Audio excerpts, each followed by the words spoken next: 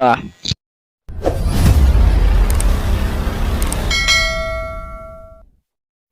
ya haɗa ki da Karabaru? Ya ce na zo na baki hakuri. Wallahi da shi kuka zo ba zan saurari kuma sai ya masa rashin mutuncin da bai taɓa tunani ba. Ke ku ki hakura mana da abin da ya miki. Ban haƙura ba. Haba Hajiya kina jin ta ba za ki bata hakuri ba. An ƙyaye haƙurin.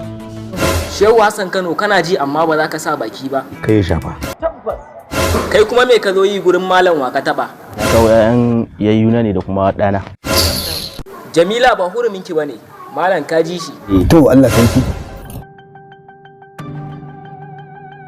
Abale ya zaka shigo ba sallama sannan ka nemi guri ka zauna. Na zo ne akan maganar dan Abu. Dan uwansa isa ba sai kai magana ba. Dan uwansa ne kai? Ni makocinsa ne kuma ka san girma da matsayin makoci a addinanci. Gaskiya ne Salim. Amma ka san abin da ya aka kawo shi ofishi?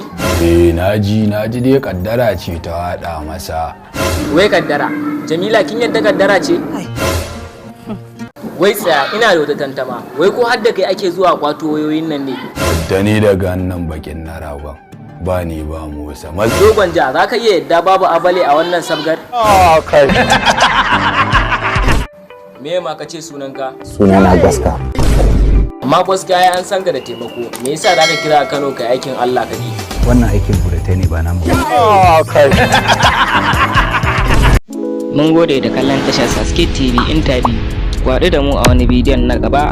Mun gode.